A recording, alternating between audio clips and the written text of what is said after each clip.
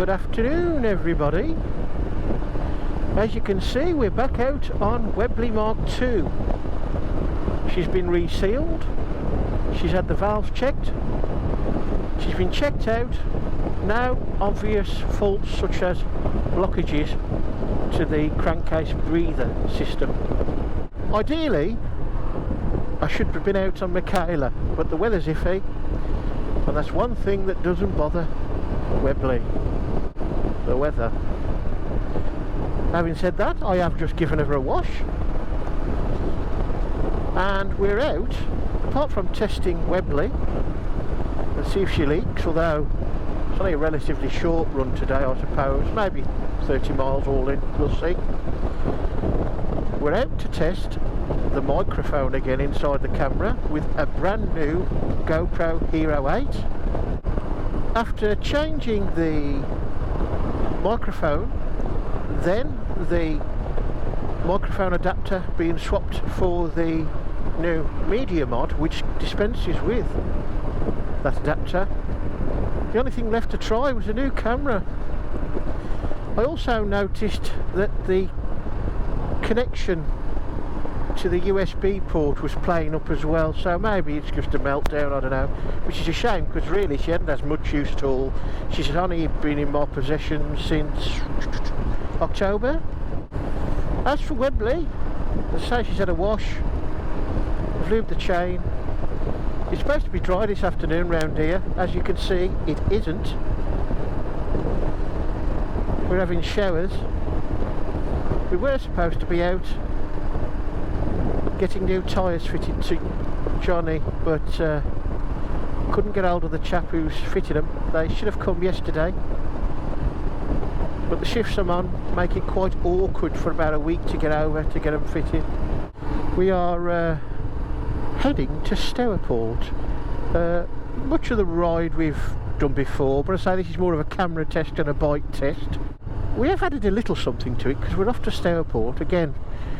Done the route many times.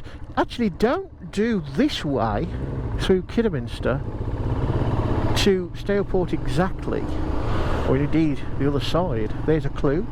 Those of you might know, the other side of Stourport, the far side of the river from this side, the West Midlands side. And of late we've been going a more pretty route, not that this is too bad, but a more pretty route via Harvington and round the back past Wilden, through Wilden, and in that way. But there's road works at Hagley, so we give that a miss. You know, I am being quite frustrated about Webley, but it's good to get back on her. I don't have to worry about washing her or polishing her.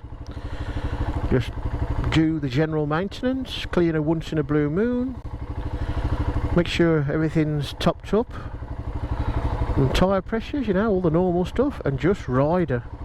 See, what is interesting though, I have had a bit of clock steaming up issues, not as much as Webley Mark 1, but they are there at times. I washed her today with, what was it, hot wax, or not hot wax, was it? Hot foam, sorry.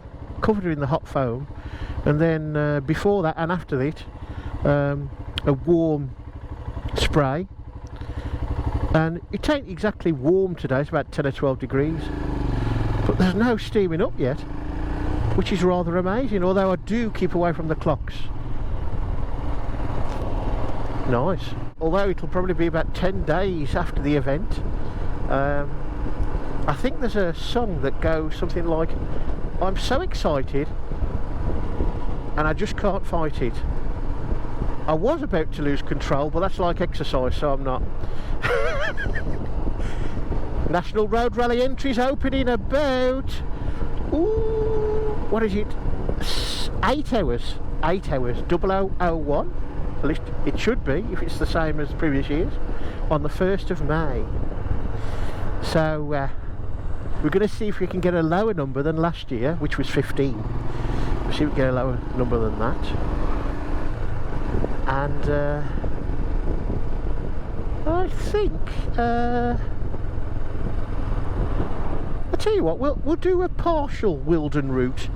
We'll go straight on instead of right and almost through Kidderminster town. But where was I? Yes, I distract myself so easily. The new boots, they were very awkward on Johnny with the... There's a lot less room for your foot between the peg and the lever on that. It's a lot closer. And I have moved the lever up ages ago to make it easier. It's got such a large rubber grommety thing on. And I wasn't expecting any issues with Webley, but it is. And basically, I think it's purely because the boots are still a bit stiff. Not that they're as stiff as the Altbergs by any means. Where did we finish? At last year's National Road Rally back in September last year. That's where we're going today. Ah, perhaps not such a good move. We'll see. 2 lanes into one by the looks of it. Look at that for a viaduct, folks. That's a lovely piece of engineering.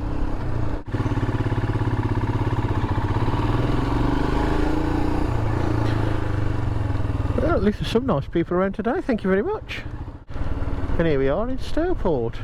Canal to the right, which I've walked many times, many years ago, from Brierley Hill all the way to here.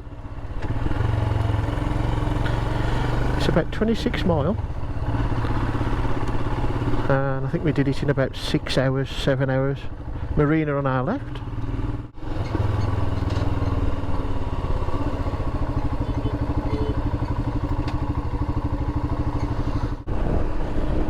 Any ideas, folks?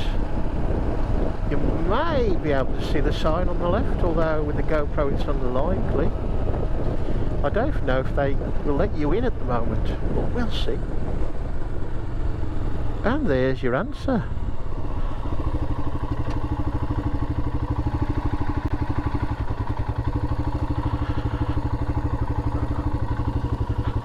Specifically, one of those.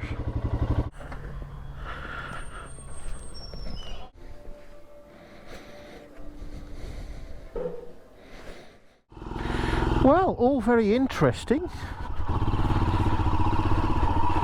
Had a sit on a couple of Scouts. They don't do the Scout 60 anymore, so that means the price has automatically gone up.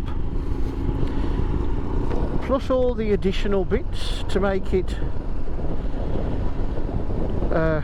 well, more comfortable for me. It's a bit much of a reach in standard form.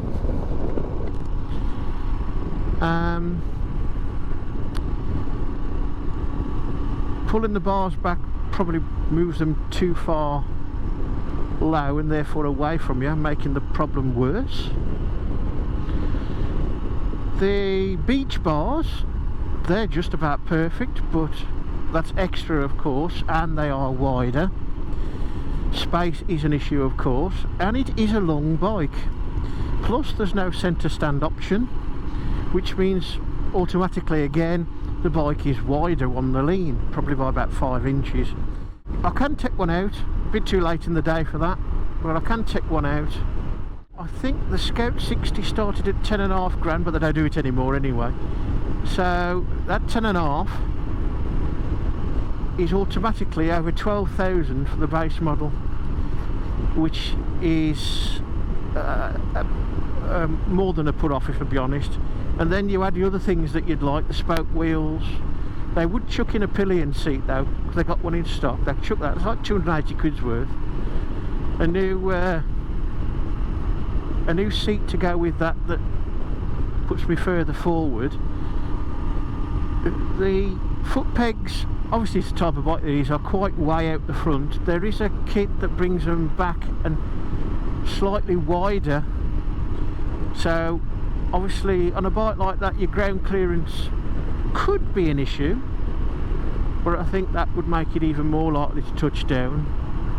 Obviously it's not a sports bike, so I think, if I was honest, I like the idea, I like some of the features. I prefer the old Indian they've got in there, it's beautiful. I'm told I can have it for about 30,000. You're almost adding a third again on top of my original sort of rough budget, so you're looking at over 14 grand. and it's like, yeah.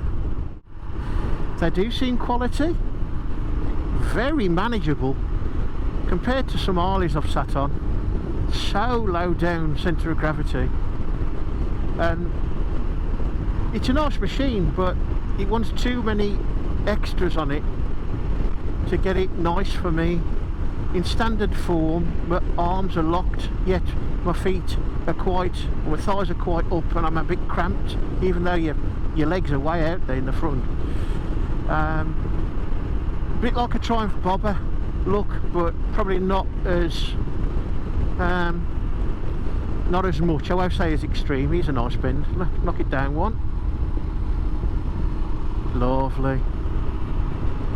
That rear monoshock does the job on the Himalayan, certainly.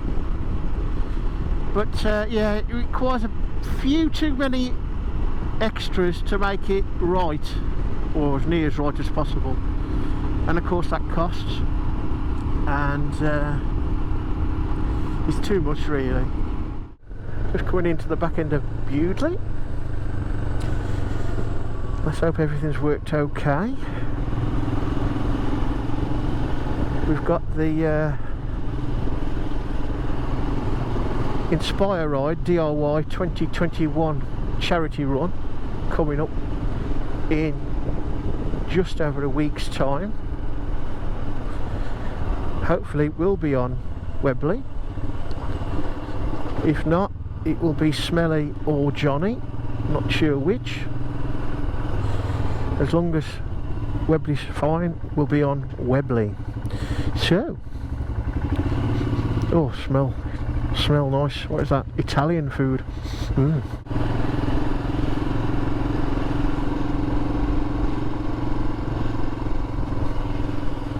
It seems that the sealer that I provided to go between the engine top cover and the head is so well liked by the mechanics at the dealer that they've ordered some themselves. It's not cheap, but if it does the job, it's worth every penny. So big up to Lee Bailey at Triumph Tech for letting us know about that stuff. But don't pester him too much, folks, because I want jungle, my RE125 sorted.